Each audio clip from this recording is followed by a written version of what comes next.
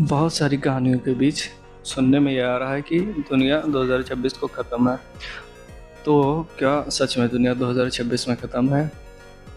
बकचोदी है वैसे तो, मतलब बहुत ज़्यादा बकचोदी है। ये सिर्फ मीम से निकला हुआ है। मतलब ये जो भी बकचोदी चल रही है 2020 से रिलेटेड बहुत सारी प्रेडिक्शन आ रही है। मतलब कि महान महान अच्छे इंसान, सभ्य मानुष कहीं ना कहीं बैठ के प्रेडिक्ट कर रहे हैं, अलग अलग रीजन दे रहे हैं कि हाँ इस तरीके से उस तरीके से दुनिया 2026 को ख़त्म हो सकती है। ये एक मीम से निकला है, बिल्कुल प्योर मीम था। और मीम से इतना सब वायरल हुआ कि अब वो चीज़ एक साल में इतनी रिपीट हो चुकी है कि वो रियलिटी बनने लगी है। ये वही कहानी है कि किसी भी तरह के झूठ को इतना रिपीट करो कि लोग उसको सच मानने लग जाएं। बिल्कुल वही सही हुआ है। तो अब बात करते हैं कि अगर प्रिडिक्शन है, जैसे कि प्रिडिक्शन क्या होती है, पहले तो हम प्रिडिक्शन की बात करते हैं कि जैसे प्रिडिक्शन है, प्रिडिक्शन होती है, प्रिडिक्शन किया गया है तो दो तरह से। पहले तो प्रिडिक्शन होती है, पहला है तुक्का मार दो, दूसरा है कैलकुलेटिव। तुक्का में क्या है कि इतने सारे तुक्के मार दो फ्यूचर को लेके, मतलब जो भी तुम प्रिडिक्ट करना चाहते हो उसको लेके इतने सारे तुक्के मार दो कि अगर तुमने 100 तुक्के मारे हैं तो 2-4 तो लग ही जाएंगे। ये वैसा ही है। तो 100 में से 2-4 भी लग गए तो मान लिया जाता है कि हाँ हाँ आपने बढ़िया प्रेडिक्ट करा है। ये बकवास है, मतलब कि बिल्कुल ही बकवास चीज़ है। रीज़न क्या है, इस तुक्के को भी लोग प्रिडिक्शन क्यों मानते हैं, उसके पीछे रीज़न ये होता है क्योंकि लोग मतलब कि वही चीज़ें पकड़ते हैं किसी इंसान की जो चीज़ें पॉजिटिव होती हैं। जैसे कि अगर इंसान ने, हमेशा की बात है कि एक इंसान ने अगर 100 तुक्के मारे हैं तो 2-4 जो लग जाते हैं तो 100 में से 94 लोग भूल जाएंगे। बट जो प्रिडिक्शन 6 प्रिडिक्शन जो सही हुई साबित हुई है तुक्के से, लोग उनको लेके आगे प्रोपगेट करेंगे। लोग उन्हीं को बताएंगे कि अरे उन्होंने ये प्रेडिक्ट करा था। ये 6 प्रेडिक्शन गिनती की नहीं बल्कि उस प्रेडिक्शन को ही लेके लोग आगे बताएंगे कि हाँ हाँ ये प्रेडिक्शन बाबा जी ने करी है तो ये साबित हो गई। बल्कि जो 94 प्रेडिक्शन फेल हुई है उनको लेके कोई सवाल ही नहीं करता। बहुत सारी चीज़ों में बहुत सारे, मतलब कि उसमें ये देखा गया है। दूसरा है कैलकुलेटिव। कैलकुलेटिव में क्या होता है कि पास्ट और प्रेजेंट को लेके मतलब ऐसा कैलकुलेशन किया जाता है कि ये लेकिन बड़ा सीमित है। ऐसा नहीं है कि ये हर चीज़ तुम इसको अप्लाई कर सकते हो। ये थोड़ा सा लॉजिकल है और साइंटिफिक है। इसमें मैटर क्या होता है कि आप पास्ट के एरर को और प्रेजेंट के एक्शन को लेके आप कहीं ना कहीं कैलकुलेट कर सकते हो कि हाँ फ्यूचर क्या होने वाला है। पास्ट के एरर में जो भी चीज़ें होती हैं, पास्ट में किसी भी चीज़ को लेके अगर तुम किसी खास चीज़ को लेके कुछ प्रिडिक्शन करना चाहते हो, कुछ तुम सल्यूशन निकालना चाहते हो, कुछ फ्यूचर की कोई चीज़ निकालना चाहते हो कि फ्यूचर में इस चीज़ में इस दिशा में क्या होने वाला है, तो तुम उसी दिशा में पीछे जाओ और पास्ट में उसी चीज़ को देखोगे उसके साथ क्या एरर हुआ है और उस फिर प्रेजेंट में उस चीज़ पे क्या एक्शन हो रहा है। इन दोनों को कैलकुलेट करके कहीं ना कहीं तुम थोड़ा सा फ्यूचर प्रिडिक्ट कर सकते हो। इतनी सी बात है। अब एक कदम आगे बढ़ते हैं। ओके, तो अब मुद्दे की बात क्या है कि ये दुनिया के जितने भी ज्ञानचोद बैठे हैं, मतलब इंटरनेट पे जितने भी ये ज्ञानचोद बैठे हैं, ज्ञान फैलते रहते हैं कि दुनिया इस तरीके से ख़त्म हो जाएगी। एक तो दो चीज़ें हों, दो बातें हैं। पहली बात ये है कि दुनिया किस तरीके से ख़त्म होगी, मतलब कि कैसे ख़त्म होगी, ये सवाल बनता है। दूसरी जो चीज़ है वो ये है कि दुनिया ख़त्म होगी, सिर्फ दुनिया ख़त्म होगी। दोनों बातें बहुत ज़्यादा अलग हैं। इसमें क्या बोला जाता है, यही इस रीज़न क्या दिया जाता है हमेशा। एक तो है कि दुनिया ख़त्म होगी, ये प्रिडिक्शन में सिर्फ ये आ जाएगा कि दुनिया कब ख़त्म होगी, इतनी सी बात आ जाएगी, मतलब कि ईयर की बात आ जाएगी, किस साल में ख़त्म होगी। बट अगर बात की जाए कि दुनिया कैसे ख़त्म होगी, उससे फ़र्क नहीं पड़ता कि दुनिया कब ख़त्म होगी। तो दुनिया इस चीज़ पे, इस सवाल पे, कैसे वाले पे ज़्यादा बातें होती हैं, ज़्यादा लोग ज्ञान फैलते हैं इस पे कि दुनिया को हर कोई अपनी तरीके से बताता है। ये जो खुद को बड़ा मतलब ऐसा नॉर्मल लोग समझते हैं, बड़ा ऐसा बिल्कुल कूल समझते हैं, जैसे मतलब इस तरह की प्रिडिक्शन में 98% लोग फंसते हैं। क्योंकि इसमें रिलीजियस लोग भी आ जाते हैं, बिलीवर भी आ जाते हैं, जो किसी भी रिलीजन से मतलब कि आते हैं, उससे नहीं फ़र्क पड़ता। लेकिन 98% लोग कहीं ना कहीं बिलीव कर लेते हैं बहुत सारी प्रेडिक्शन पे। तो अब कैसे वाला, और कैसे वाला ही सबसे इलॉजिकल होता है, कैसे वाला जवाब ही सबसे ज़्यादा इलॉजिकल होता है। रीज़न ये है कि अगर तुम रिलीजियस हो तो चाहे तुम किसी भी धर्म से आते हो, हर धर्म की एक अपनी स्टोरी है कि ये दुनिया किस तरीके से ख़त्म होगी, जबकि कैसे का ही जवाब नहीं हो सकता है। दुनिया ख़त्म होगी इस चीज़ को तुम प्रिडिक्ट कर सकते हो थोड़ा से, बट तुम अगर बात करो कि कैसे, तो इस चीज़ के तुम बिल्कुल आस पास भी नहीं पहुंच सकते हो, कम से कम आज के वक्त पे। कैसे, क्यों नहीं पहुंच सकते, उसके पीछे रीज़न ये होता है कि अगर जैसे एक दीवाल है और एक दीवाल की मतलब कि तुम्हारा पहले वाला सवाल है कि कैसे ख़त्म होगी, दूसरी तुम्हारी बात है कि दुनिया सिर्फ ख़त्म होगी। तो अगर ये दीवाल है तो ये दीवाल है, इसको तुम कैलकुलेट कर सकते हो कहीं ना कहीं इसकी नींव देख के। ये इसकी बुनियाद है, अगर मतलब इसकी अगर ये बुनियाद है, नींव है, तो इसको देख के ये समझ लो तुम्हारा पास्ट हो जाता है, ये पास्ट वाली बात हो जाती है। और प्रेजेंट क्या होगा कि इस दीवार पे कैसा फोर्स पड़ रहा है, किस तरफ से इस दीवार पे मतलब कि हवा पड़ रही है, या ये दीवार की बुनियाद कितनी मतलब कि कमज़ोर है। तो इसकी स्ट्रेंथ और इस पे लगने वाला फोर्स कैलकुलेट करके तुम ये कहीं ना कहीं समझ सकते हो कि दीवार किस तरफ को गिरेगी। ये वही बात है कि दुनिया ख़त्म होगी, मतलब ये बस इतनी सी प्रेडिक्शन है। लेकिन जो लोग जो भी चाहे किसी धर्म से आते हो, चाहे ये पॉडकास्ट वाले हो, चाहे जितने भी इंटरनेट के ज्ञान चोद बैठे हो, सारे ही लोग इस बारे में बात करते हैं कि दुनिया कैसे ख़त्म होगी। जब बात तुम कैसे की करते हो तो उसका मतलब क्या हो जाता है कि तुम एक ईंट उठाते हो, कि तुम एक ईंट, इसका मतलब क्या है कि तुम दीवार की प्रेडिक्शन नहीं कर रहे हो। इसका मतलब ये हो जाता है कि तुम दीवार में लगी हुई एक ईंट को लेकर तुम ये क्लेम कर रहे होते हो कि इस दीवार की ये वाली ईंट किस दिशा में ज़मीन पे गिरेगी और किस एंगल में गिरेगी, और उसके नीचे आने वाली कितनी चींटियां या कितने कीटाणु उसके नीचे मरेंगे दब के। समझ लो इतनी एक्यूरेट तुम प्रिडिक्शन कर रहे होते हो, इतनी एक्यूरेट तुम क्लेम कर रहे होते हो।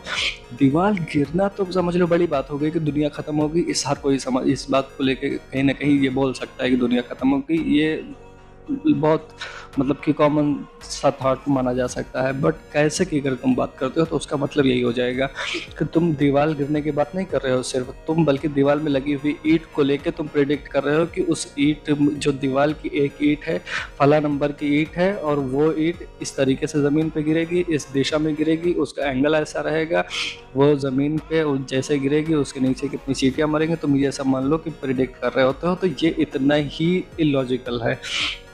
आया समझ में? आया? ओके। तो थोड़ा सा आगे बढ़ते हैं। मुद्दा अब जैसे बात करी जाए कि दुनिया कैसे ख़त्म हो सकती है। मान लो दुनिया अगर ख़त्म हो सकती है तो प्रिडिक्शन के अलावा क्या चीज़ें मैटर करती हैं, जो चीज़ें जो लॉजिकल हैं, जो जिन चीज़ों को हम थोड़ा सा सोच के जो बातें हमारे समझ में आती हैं, वो कौन सी चीज़ें हैं जिनको लेकर हम ये कह सकते हैं कि हाँ दुनिया इस तरीके से ख़त्म हो सकती है। तो वो एक वर्ड है, वो वर्ड है चेंज का। मीन्स कि चेंज मतलब किसी भी तरह का चेंज का मतलब ये नहीं होता कि कोई खास चीज़ की चेंज मीन्स कि किसी भी तरह का चेंज या कलेक्टिव चेंज, पूरी दुनिया का, पूरे यूनिवर्स का चेंज।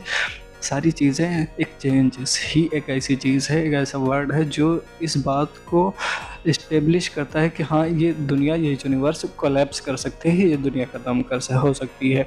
अब चेंज क्या है, जैसे कि चेंज को हम किस तरीके से इस दिशा में समझ सकते हैं कि जिसमें हम ये सल्यूशन निकाल पाएँ कि हाँ दुनिया ख़त्म हो सकती है। जैसे कि करोड़ों साल में क्या हुआ कि ये दुनिया ज्वालामुखी से मतलब एक आग का गोला थी, वो ठंडी हुई करोड़ों साल में।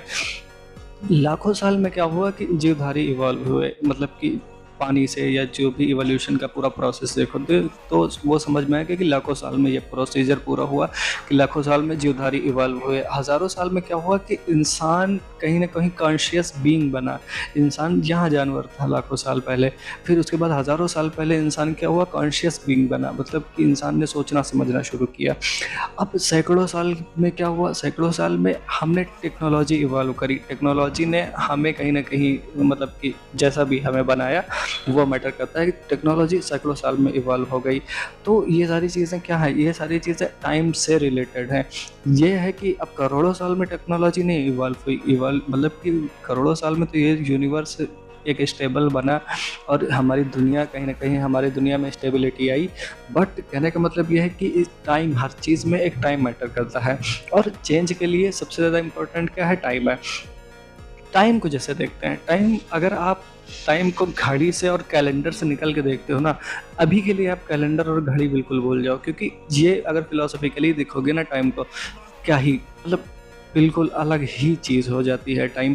क्योंकि टाइम को आप घड़ी और इन चीज़ों से समझते हो तो मतलब बहुत गधापन है, मतलब फिलोसॉफिकली बहुत ही अजीब चीज़ हो जाती है टाइम।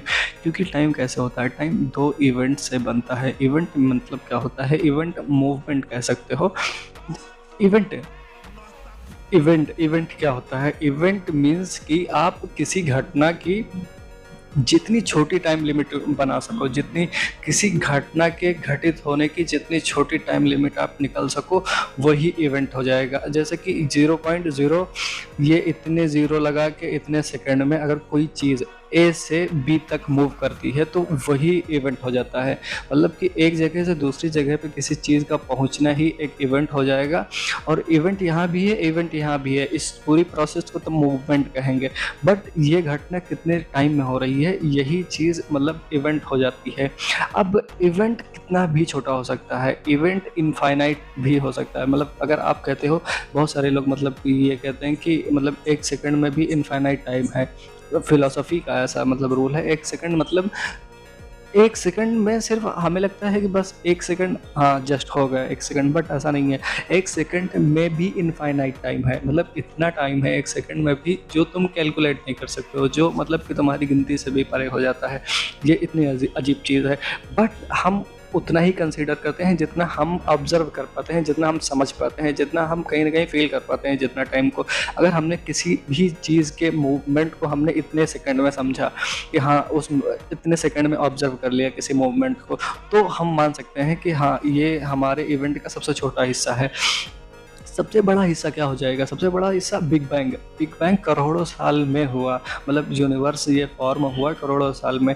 हम उतना ज़्यादा हम समझते हैं, बल्कि इससे भी पहले, इससे भी मतलब कि पता नहीं कितने समय से, कितने साल पहले से ये यूनिवर्स बन रहा था, करोड़ों साल पहले से भी ये यूनिवर्स बन रहा था। बट हमारी ऑब्जर्वेशन से भी वो परे निकल जाता है, आगे निकल जाता है। तो इवेंट ये चीज़ है। अब इवेंट से थोड़ा सा हम इसको भी थोड़ा सा आगे बढ़ाते हैं, इतना समझ लो पहले। तो बात क्या चल रही थी, इवेंट की, मूवमेंट की। इवेंट क्या है, टाइम इवेंट है। अगर हम टाइम को इवेंट में कैलकुलेट करते हैं तो हमारा एक इवेंट पूरा होने का मतलब क्या हुआ, वही अगर इवेंट है।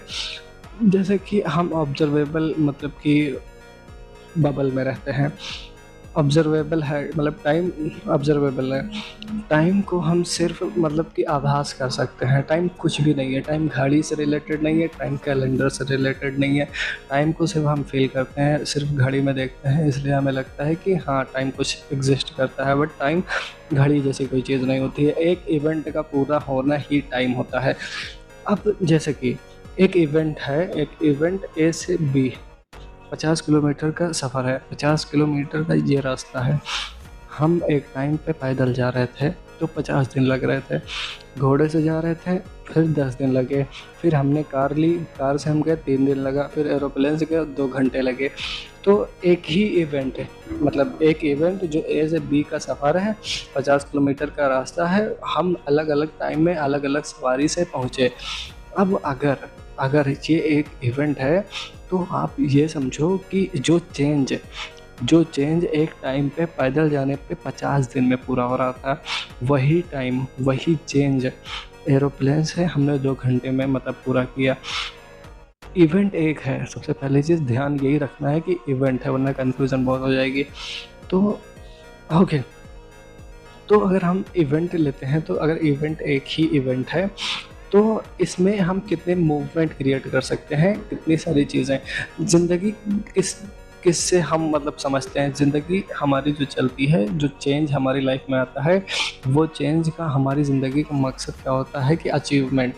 अगर यहाँ पे अचीवमेंट है और यहाँ पे कोई गोल है, यहाँ पे हमारा एम है बी पे पहुँचना, तो हम अलग अलग सवारी से अलग अलग टाइम पे हम पहुँच रहे हैं। यानी कि हम एक इवेंट तयशुदा में नहीं पूरा कर रहे हैं, बल्कि एक इवेंट हम अलग अलग तरीके से पूरा कर रहे होते हैं। बट हम हमेशा क्या करते हैं, हमें क्या लगता है कि अगर हम मतलब कि जब पैदल जा रहे थे 50 दिन में पहुंच रहे थे, तो हमें क्या लगा कि हम अगर एरोप्लेन से चले जाएंगे तो हमने टाइम बचा लिया। टाइम बचाना ही सबसे बड़ा धोखा है। मतलब हमें लगता है हमने टाइम बचा लिया, यही झूठ है। फिलोसॉफिकली ये झूठ है। बाकी घड़ी और कैलेंडर में देखोगे तो सच हो जाएगा, लेकिन फिलोसॉफिकली ये झूठ हो जाता है। रीज़न क्या है? रीज़न क्या है कि अगर हम इसको यहाँ पे शिफ्ट करें तो मान लो 2 दिन यहाँ पे आएगा, मतलब 2 आवर, 2 घंटे मतलब यहाँ पे आएंगे मान लो। यानी कि जो इवेंट हम पैदल यहाँ इतने 20-50 दिन में पूरा कर रहे थे, वो इवेंट हमने यहाँ पे इतने टाइम में पूरा कर लिया। तो इसका मतलब क्या हुआ, हमारा अचीवमेंट यहीं पूरा हो गया, हमारा गोल यहीं पूरा हो गया। अब अगर गोल पूरा हो गया तो मतलब जो चेंज 50 दिन में आने वाला था, इससे फ़र्क नहीं पड़ता कि बीच में हमने क्या गुजारा, कितना टाइम और कितने इवेंट हमने जिए बीच में, उससे फ़र्क नहीं पड़ता, क्योंकि वो पर्पज़लेस हो जाता है।